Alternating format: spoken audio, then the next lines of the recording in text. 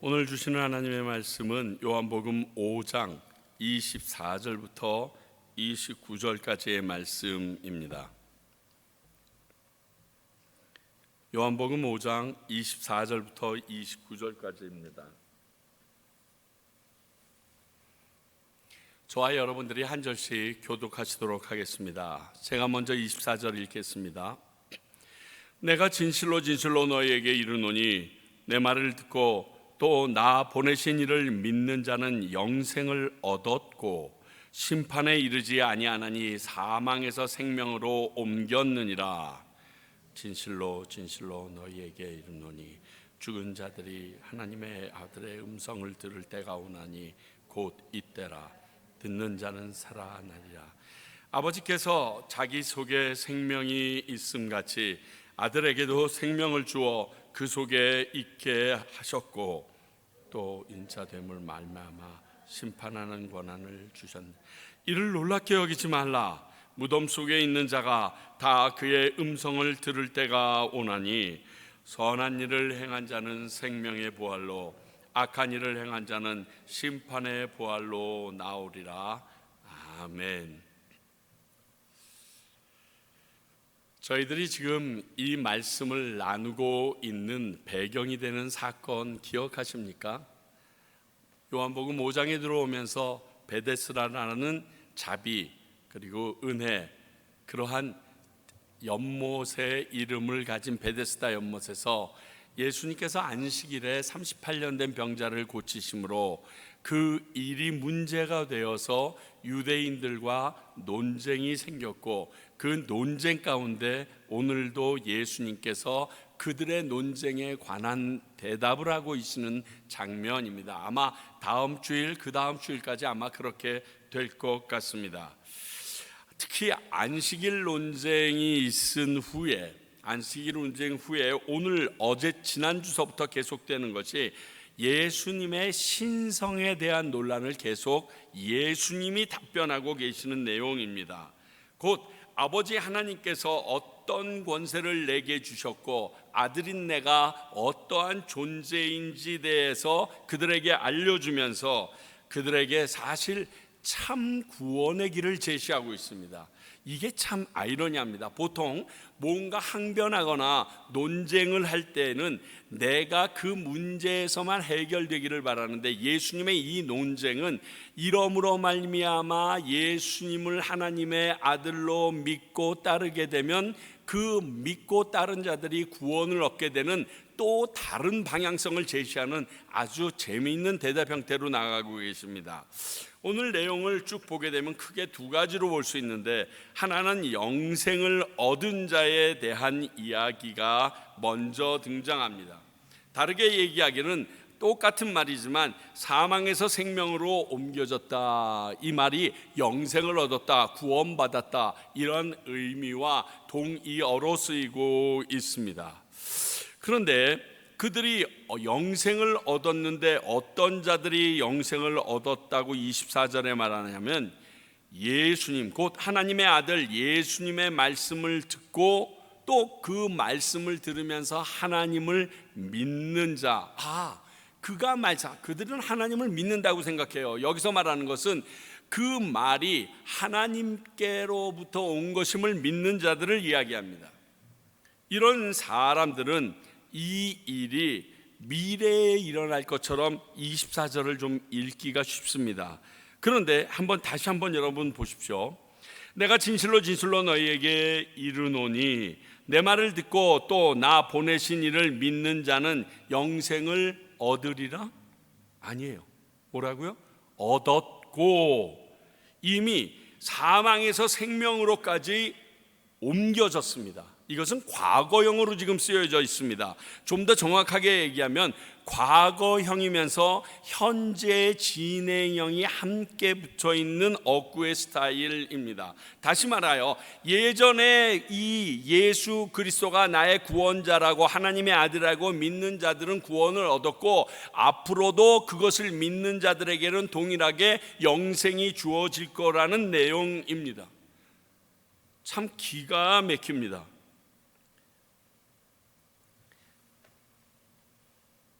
또 25절에 보게 되면 죽은 자라는 말이 있는데, 25절에 있는 이 죽은 자들이란 이 말은 죽어서 무덤에 묻혀 있는 자들을 말하는 게 1차적인 의미 있습니다. 맞습니다. 이건 뒤에 일어날 일로 볼 수도 있고요. 그렇지만 24절에 과거이며 현재 진행형인 구원의 상황에서 볼 때 지금 영적으로 죽어 있는 자, 곧 생명의 소망이 없이 죽은 자와 같은 인생들이라는 의미로, 복합적인 의미로 쓰여질 수 있다는 게 이 말씀의 재미있는 부분입니다. 참 사도 요한이요, 그 히브리 헬라어를 굉장히 좀 잘 썼던 것 같습니다. 지금 우리처럼 살아있는 모든 사람들에게 영생의 기회가 있다. 다른 말로 얘기하면 이미 죽어버린 자들에게는 영생의 기회가 주어지지 않는다라는 얘기를 합니다. 예수님의 말씀을 듣고 믿는 자에게 주어지는 것이 영생이라고 말하고 있습니다. 또 말하기를 예수님 안에 생명이 있기 때문이다라고 얘기를 합니다. 두 가지가 나와 있죠. 하나는 예수님 안에 생명이 있고, 또 하나는 심판의 권한을 얘기했는데 26절을 보게 되면 예수님 안에 생명이 있기 때문이다. 그렇겠죠.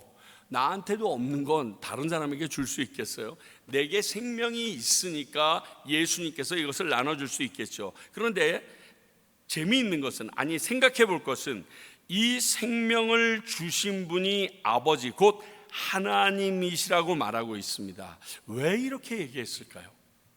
왜 하나님으로부터 받은 생명을 내가 너에게 준다라고 얘기했을까요? 당시 유대인들은 이 생명의 권한, 태어나고 죽고 하는 이 모든 권한은 하나님에게 있음을 모두가 인정하고 그렇게 알고 있는 바입니다. 그러니까 예수님이 내 생명을 준다 그러면요, 그 생명은 예수라는 인간 개인에게 단 하나밖에 없는 생명으로 착각할 수 있습니다. 그런데 하나님에게로부터 내가 생명을 받아서 그 생명을 준다 그러면 우리 온 인류가 태어나고 죽고 하는 모든 것을 주관할 수 있는 그 생명 레벨이 다르죠. 질이 다른 거예요. 그저 사람들이 그리고 동물들이 일생을 살면서 한 번 주어진 생명이 아니라 나누어 주고 나누어 주어도 그에게 계속적으로 그 능력, 생명, 살아서 움직이는 능력이 나올 수 있는 하나님에게로부터 받은 생명을 나눠준다라고 하기 때문에 의미가 있는 것입니다. 이 부분을 지금 강조하고 있습니다. 나에게 있는 단 한 번의 생명이 아닌 창조주 하나님처럼 다른 사람에게 주어도 또 내어줄 수 있는, 그래서 나에게 항상 넘치게 남아있는 그 생명에 대해서 말씀하시고자 하시는 거예요. 우리 앞에 사마리아 여인에게 뭐라고 얘기합니까? 내 물은 어떤 물이에요? 목마르지 않는 물이라는 거예요. 퍼먹고 퍼먹어도 목마르지 않는 물. 뒤에 나오죠. 생명의 떡이라고 해요. 먹어도 줄이지가 않는데요, 줄어들지도 않고. 엘리야나 엘리사가 보여줬던 그런 기적의 일부분이 아니라 본인 자신을 그렇게 되어 있는 존재인데, 어떻게 그렇게 되어 있냐? 하나님의 것이 내게 왔기 때문에. 그렇잖아. 너희들 알잖아. 하나님이 생명이 하나밖에 없는 분이라면 이 세상 사람들을 어떻게 다 살리시고 죽이시겠어? 그렇지 않은 거 알지? 근데 그 능력이 지금 내게 있는 거야. 사실 이 말씀은요, 요한복음 1장에 태초에 말씀이 계셨고 말씀이 하나님과 함께 있었으며 그 안에 생명이 있었으니 이 생명은 사람들의 빛이다, 이렇게 얘기할 때 처음 아예 밝혀버린 겁니다. 말씀이 예수 그리스도인데 그 안에 생명이 있어. 빛이신데 생명이 있어. 그 생명을 가지고 우리에게 오셔서 우리에게 역사하실 분이야 라고 이미 선포했어요. 근데 우리가 믿지 못할 뿐이라고 요한복음 1장에서는 말씀했었을 뿐입니다.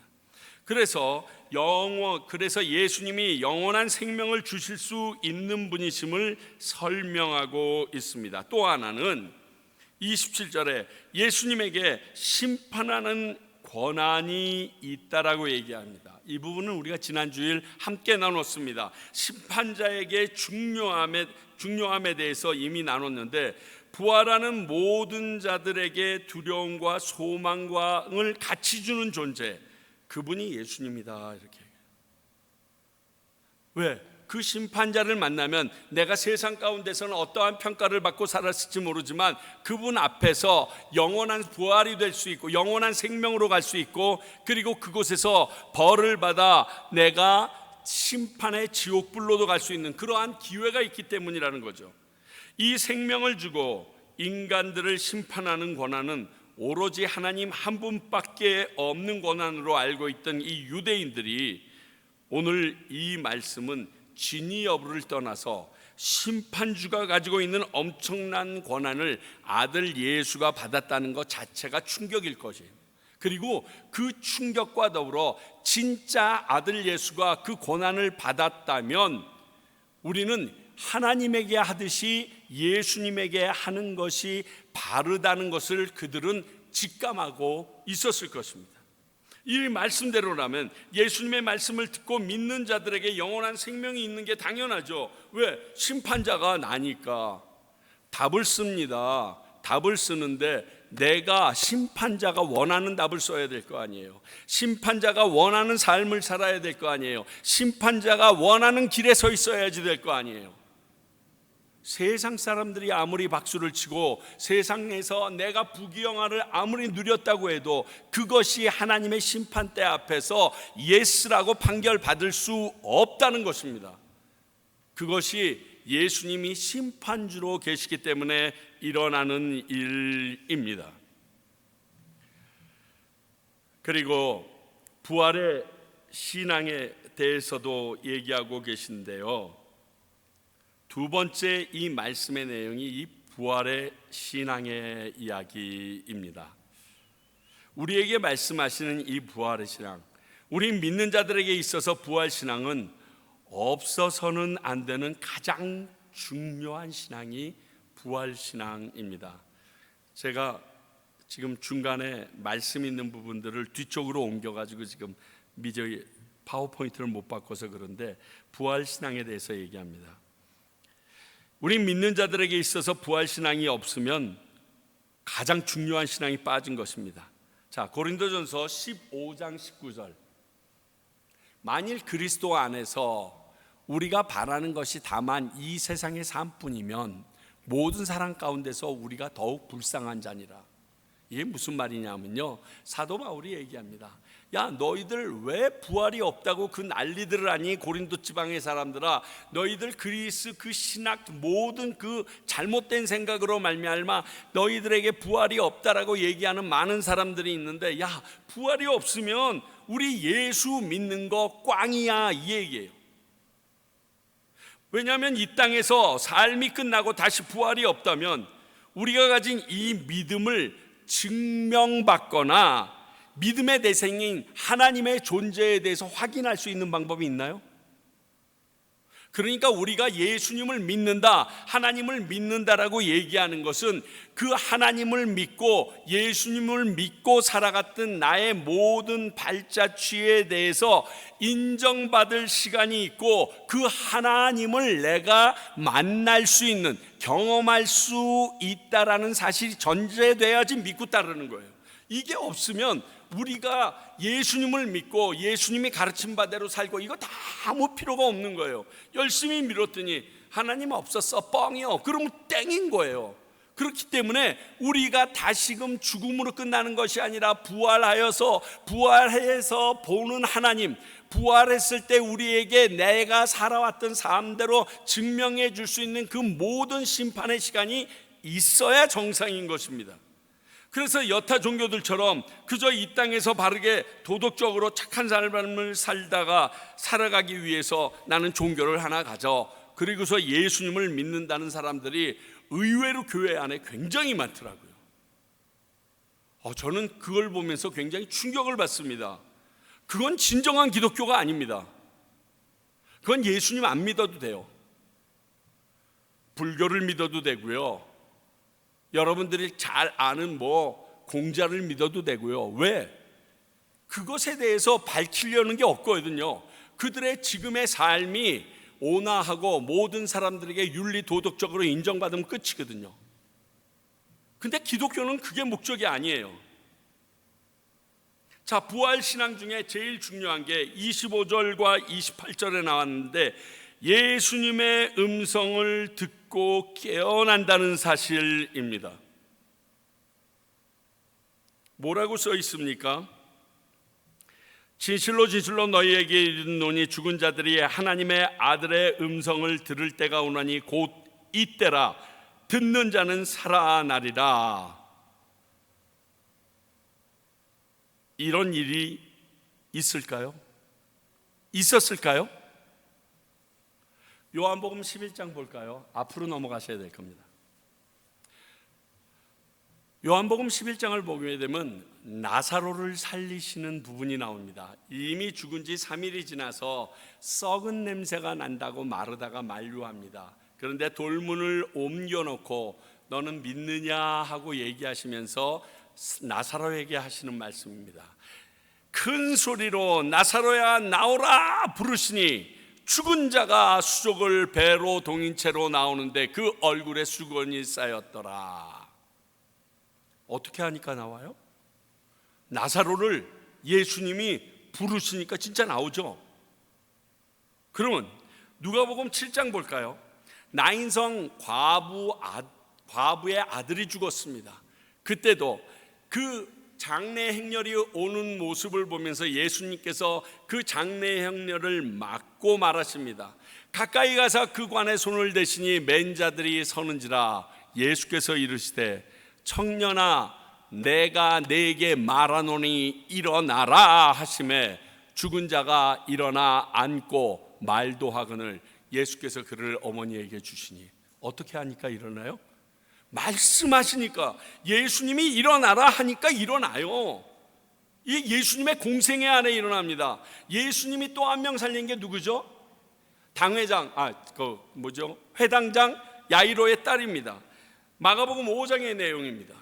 마가복음 5장을 보게 되면 41절 42절에 그 아이의 손을 잡고 이르시되 달리다굼, 번역하니 곧 내가 네게 말하노니 소녀여 일어나라 하심이라. 소녀가 곧 일어나 걸으니 나이가 12살이라. 사람들이 크게 놀라거늘 어떻게 했더니 일어나요?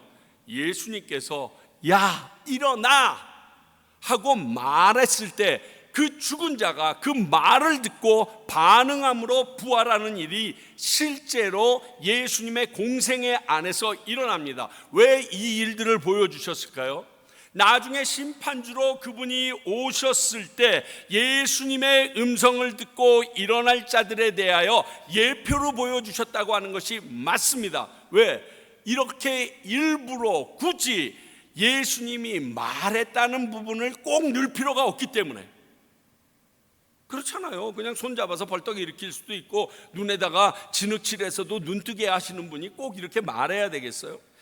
요한계시록 11장 12절 하늘로부터 큰 음성이 있어 이리로 올라오라 함을 그들이 듣고 구름을 타고 하늘로 올라가니 그들의 원수들도 구경하더라. 이 일이 일어나요. 그 얘기를 지금 28절 29절에서 합니다. 그런데 이 일이 정말 일어날 일이라는 걸 예수님의 공생애 중에 예표로 다 보여주십니다. 너희들이 언제 일어나냐면 내가 너희들을 부를 때 그 음성을 듣고 너희들이 깨어나게 되리라. 그것을 그대로 알려주십니다. 이 일이 가능한 것은 예수님께서 이 죽은 자 가운데서 살아나신 부활의 첫 열매가 되셨었기 때문에 그래요. 예수님이 어떠한 상황에서 죽은 권세를 이기고 살아날 수 있는지 본인이 이미 걸어오신 길이 있기 때문에 가능한 거예요. 그래서 우리도 예수님처럼 그분의 음성을 듣고 살아날 수 있다라는 것이에요. 그 길을 보여줬으니까, 그 길을 아시는 분이 우리를 그 길로 부르시니까 그 음성을 듣고 일어나게 되는 거예요. 고린도전서 15장 20절 그러나 이제 그리스도께서 죽은 자 가운데서 다시 살아나사 잠자는 자들의 첫 열매가 되셨도다. 죽고 끝이 아니었다는 거예요. 아니면 우리가 전파하는 복음도 헛것이요 또 우리들의 믿음도 헛것이라고 말씀합니다. 더 중요한 것은 29절을 보면 그 뒤에 누구나에게 심판이 있다는 사실을 말씀해 주십니다. 육신의 죽음 뒤에 아들을 부르심에 모든 영혼이 부활하게 되고 그 후에 아들 예수님이 주관하시는 심판이 있다라고 얘기하는 것이에요. 자, 우리 히브리서 9장 27절 너무 잘 아는 말씀. 한 번 죽는 것은 사람에게 정한 것이요 여기까지는 의의가 없죠. 그 후에는 심판이 있으리니. 이 앞부분만 인정하고요 후반부는 부정하는 것이 그건 그 인생들의 자유예요. 그러나 나중에 죽고 나서 이 심판이 우리 앞에 딱 도착했을 때 맞이하면 이미 늦은 거예요. 그건 되돌이킬 수가 없는 거예요. 그런 사람이 하나님의 뜻에 합당한 삶을 살 리가 있겠어요? 왜? 이 땅에서의 삶이 끝인데 왜 그렇게 살겠어요?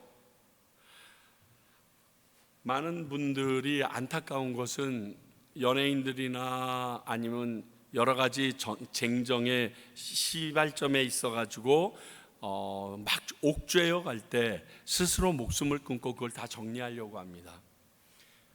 이 세상의 법에서는 그가 죽으면 공소권 없음하고 다 정리가 됩니다. 그러나 그 사건 자체가 사라지나요? 그 사건으로 피해 입은 사람들이 해결이 되나요? 상처 입었던 사람들이 문제가 해결 안 됩니다. 죽음으로 모든 문제가 해결되지 않는다는 것을 알고 있다라고 하면 상식적으로 이 세상에서 삶에 대한 평가가 없이 인생이 끝이라는 게 이해가 안 되는 게 정상이에요. 조금이라도 생각하는 머리가 있다면. 그렇잖아요. 자, 남들보다 대접받고 잘 살고 남들보다 좋은 것에서 윤택하게 사는 삶을 추구하며 이게 인생의 전부라는 이야기인데, 그러면 내가 이 땅에서 열심히 산 것에 비해서 너무 의미 없는 것 같지 않으세요? 여러분, 왜 착하게 살려고 그래요? 남의 밑에서 왜 그렇게 열심히 충성하면서 인정받고 그 대가로 물질을 얻어서 그리고 어느 위치에 올라가서 살려고 왜 노력해요? 너무 의미 없게 사는 거 아니에요? 그 정도의 열심을 가지고 살았으면 그 열심에 대한 결과가 우리에게 있는 것이 당연하지 않아요? 여러분, 세상에서 열심히 내가 일하면 그 일한 것에 대한 대가가 있습니다. 학생들이 열심히 공부하게 되면 그 공부에 대한 대가로 높은 성적을 받고 내가 원하는 학교에도 가고 내가 가지고 싶은 직업도 갖게 되고 위치도 올라갈 수 있는 그런, 그리고 열심히 이 운동한 운동선수들이 열심히 운동해서 면류관을 받게 되고 그리고 프로 선수로도 가고 그래서 많은 것을 그가 누리는 그러한 결과론이 있습니다. 이건 이 세상 사람들이면 다 압니다. 그런데 내 인생만은 유독 그게 없다. 어떻게 그걸 인정하고 맞다 그러고 사냐고요.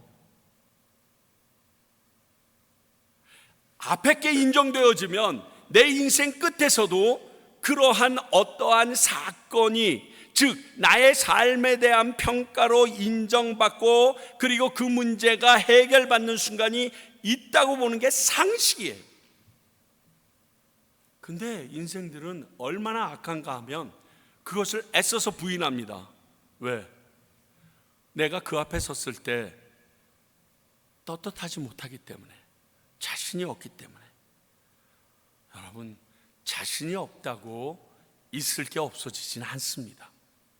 아시잖아요.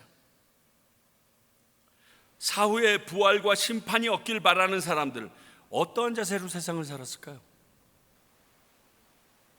여러분이라면 이게 아무것도 없다 그러면 어떠한 자세로 살고 싶어요? 그런 사람들이 제대로 된 판결이 없이 끝이라는 건 더 이해가 되지 않습니다. 죄송합니다. 화까지 나요.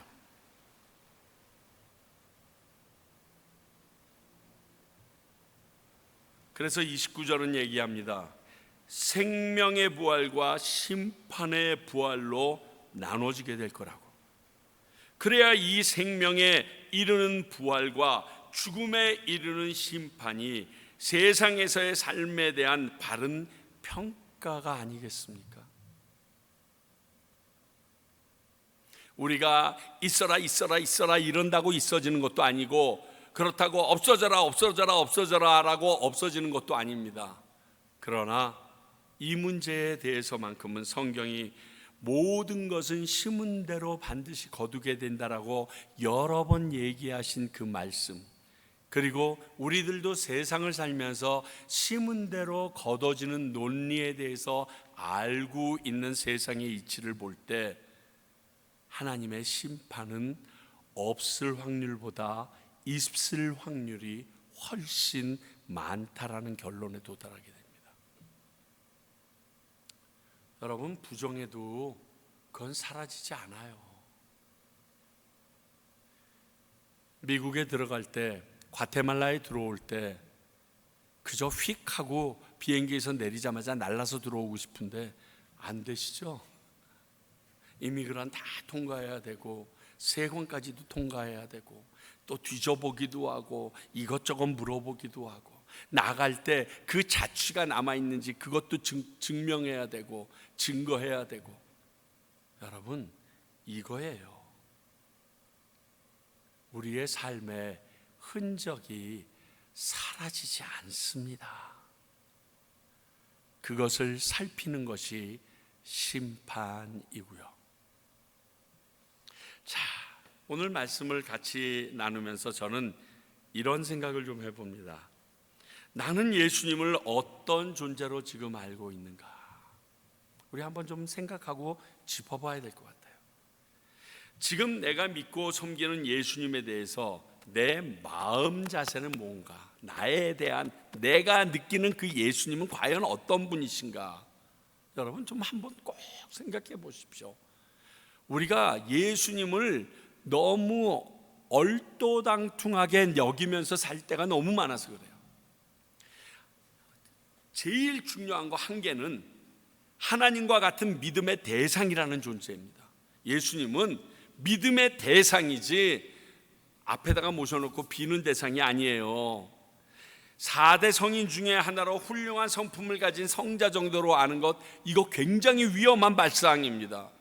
그런데 이렇게 예수님을 믿는 사람들이 기독교인들 중에, 교회에 출석하는 분들 중에 너무 많아요. 그래서 저는 기독교 윤리란 말이 틀렸다고 생각하기까지 이르렀어요. 물론 귀한 생각이면 믿는 자들에 대한 자선책인 건 확실합니다. 그러나 기독교를 여타 종교와 같이 윤리 정도로 여기는 것 같아서 그래서 저는 싫은 거예요.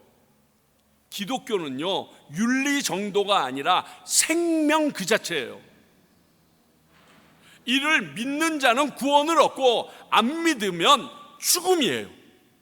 근데 어떻게 이게 윤리로 해결이 되겠습니까? 세상 사람들이 인정해주는 말 한마디로 해결되겠느냐고. 예수님은 믿음의 대상이지 그저 그분을 배우고 가르침을 따라한 선생 정도, 이것은 정확한 예수님에 대한 정체성이 아닙니다. 여러분 이거 기억하십시오. 예수님은 그런 분 아니십니다. 하나님과 동등됨을 취할 것으로 여기지 아니하셨던 하나님 그 자신이십니다. 우리가 소유할 수 없는, 그분만이 소유할 수 있는 영원성과 전지성과 전능성과 무소부재를 가지고 계신 그 놀라우신 하나님입니다. 창조주이십니다. 그분이 예수님이십니다. 근데 그 예수님에 대하여 정확한 정체성을 가지지 못하고 그저 필요할 때 무슨 적선하듯이, 그거 예수님 아니에요. 아마 그 나라에 이르러서 그 예수님을 우리가 마주대야 할 때 엄청 두렵고 떨걸요. 감히 바라볼 수도 없는 그 광채에 어찌하지도 못하고, 여러분, 예수님을 믿을 때 중간은 없습니다. 세상은 이 중간 정도만 하라고, 있은 듯 없은 듯 중간 정도만 하라는 얘기를 참 좋은 의미로 얘기하는데요, 예수님을 섬겨도 그만, 아니어도 그만, 그게 아닙니다. 그런 위치는 존재하지 않습니다. 성경에 없는 말이 뭐 아니면 도예요.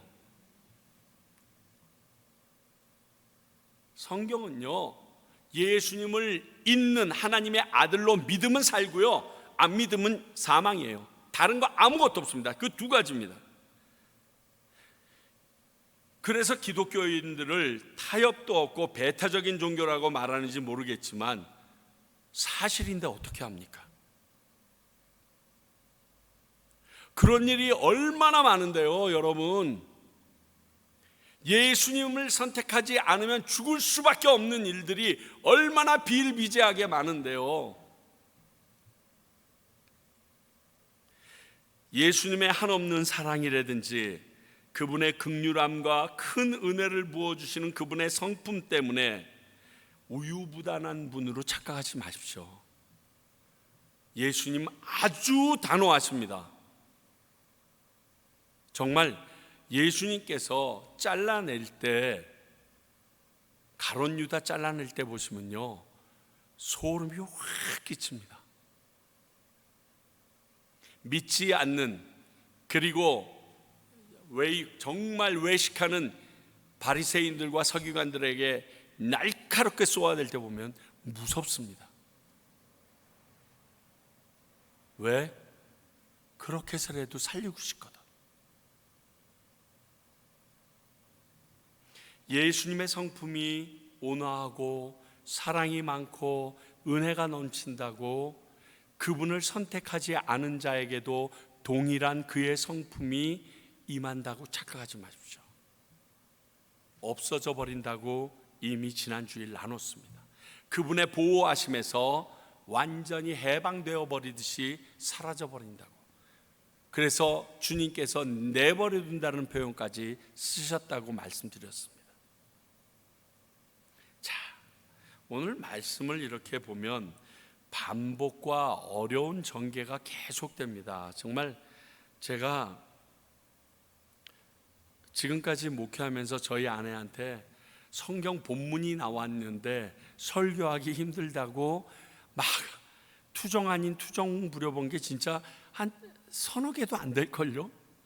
하나님이 길을 보여주셔서 그 길로 나가는데 이놈의 요한복음만큼은 도저히 그림이 안 나오는 거예요. 그래서 죄송하지만 다음 주에서부터는 좀 길게 끊으려고요. 이 조그맣게 끊었더니 했던 말이 또 나오는 것 같고 또 반복된 말이 되는 것 같고, 여러분들에게 나는 설명할 내 지적인 모든 것들도 작고 영적인 것도 다 작은데 어떻게 하나 고민하다가 왜 이렇게 전개해서 써내려갔을까라고 보니까 요한복음 20장 31절에 답이 있더라고요. 오직 이것을 기록함은 너희로 예수께서 하나님의 아들 그리스도이심을 믿게 하려 하며 또 너희로 믿고 그 이름을 힘입어 생명을 얻게 하려 함이라. 사도 요한이 그 노령에 같은 말 반복하듯이 하나님이 하신 말씀을 이쪽에서 있는 말 또 잡아내고 저쪽에서 있는 말 또 잡아냈는데 결국 비슷한 말이야. 그런데 그 내용이 뭐예요? 예수는 하나님의 아들이시오 약속하신 그리스도이시다. 길은 예수 그리스도밖에 없으니 그 예수 그리스도를 믿는 자마다 영생을 얻는다. 이거거든요. 이 얘기예요. 처음부터 예수님이 어떤 분이신지, 하나님의 아들이시며 그의 신성과 인성을 계속 증명하는 7가지의 표적, 그가 하나님의 아들이시고 신이신 표적 계속 우리에게 얘기하시면서 에고 에이미, 나는 뭐뭐시다, 나는 하나님의 아들로서 양의 문이다, 생명의 떡이다, 뭐 물이다, 계속 얘기하시는 거예요. 뭐 때문에? 나 진짜 하나님의 아들이야. 내게 생명이 있고 내게 심판의 권세가 있어. 그러니까 나를 믿어야 너희들이 영생을 얻는 거야. 이 얘기를 하고 싶어서 이 나이 많이 드신 어르신이 마지막 복음서를 쓰면서 앞에 있는 복음서와 전혀 다른 공간 복음이 아닌 그냥 복음서의 하나로만 들어오기로 작정하시고 쓰기 시작한 거예요. 우리가 믿는 예수 그리스도가 하나님의 아들이시며 유일한 구원의 길이시기에 그를 믿음으로 너희들은 영생의 길을 가라, 이 얘기를 하고 싶은 거예요. 이 말은 따로 이렇게 얘기하면요, 사도 요한의 바람이라기 전에 하나님이 원하시는 바라고 우리가 얼마나 많이 알고 있습니까? 하나님은 한 사람도 멸망하지 않는 것을 원하십니다. 그래서 그 일을 누구에게 맡기셨냐?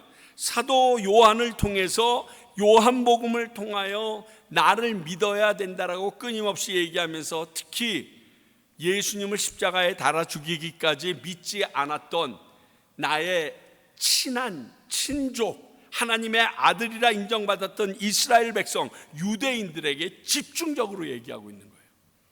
그렇다면 이 말씀을 그대로 들고 지금 이 자리에 있는 예수 그리스도를 믿는다고, 교회에 다니기 때문에 예수 그리스도를 믿어 구원을 얻었다라고 착각할 수 있는 우리에게도 너무나 중요한 말씀이기 때문에 하나님께서 다시금 확인하게 하셨다라고 볼 수 있는 거예요. 그러니까 요한복음은요, 예수님 처음 믿는 사람들이 읽으면 좋겠다라고 이런 의도에서는 그렇습니다. 근데 제가 보기에 예수님을 잘 알고 있다고, 하나님에 대해서, 성경에 대해서 내가 제법 잘 알고 있다라고, 구원이 무엇인지에 대해서 내가 제법 잘 알고 있다는 사람이 읽고 또 읽고 또 읽어야 되는 게 요한복음이에요.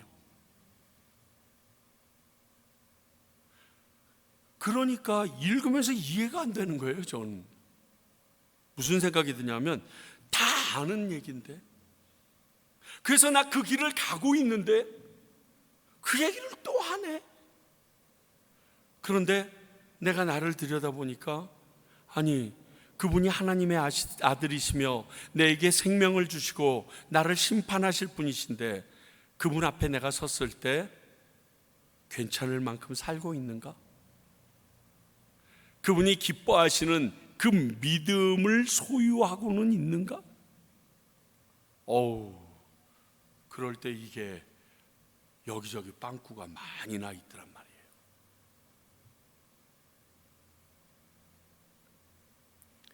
우리에게 사도 요한이 이렇게 역설하실 때, 또 그 일들을 이미 사랑하는 이스라엘 자손들에게 목 놓아 외치셨던 예수님의 그 모습이 우리 안에도 있어야 됩니다.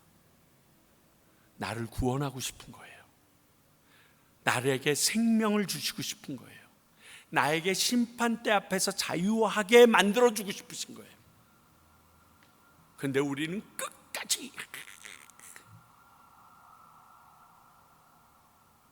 사랑하는 성도 여러분, 우리는 영생을 얻은 자로서 그 영생을 얻은 자가 어느 것에 최선을 다해야 되는지 다시금 돌아보시기 바랍니다. 그리고 내가 진짜 영생을 얻은 자로서 예수 그리스도를 믿는 믿음이 내 안에 확고한지, 그 예수 그리스도를 믿는 것이 여타 착한 일 한두 번 하면 천국 간다라고 착각하는 거와 혼동되어 있지 않은지 다시금 내 신앙의 현주소를 살펴보실 수 있어야 합니다. 분명히 오늘 말씀은 우리에게 알려주십니다. 내가 진실로 진실로 너희에게 이르노니 내 말을 듣고 또 나 보내신 이 곧 예수 그리스도를 믿는 자는 영생을 얻었고 심판에 이르지 아니하나니 사망에서 생명으로 옮겼느니라. 이게 저와 여러분들의 지금 모습이기를 소원합니다. 기도하겠습니다. 하나님 아버지, 주님이 오시는 그날 나의 이름을 부를 때 내가 깨어나 주님 앞에 설 것을 압니다. 그러나 그 서는 날, 그때 이 말이 진짜였구나 깨달으면 이미 나의 삶은 엉망일 대로 엉망인 것을 증거하는데, 주님, 그때를 기대하는 부활의 신앙을 갖고 살아가게 하여 주시옵소서. 내가 이 땅 가운데서는 아무에게도, 또 세상 사람들에게 심지어 손가락질 당하며 모멸감을 느낄지라도 그 일이 진실이기 때문에, 진리이기 때문에 기대하고 참고 견디며 예수 그리스도 그분만을 붙잡고 나가는 저희들 되게 하시고 우리 평강교회 되게 하여 주시옵소서.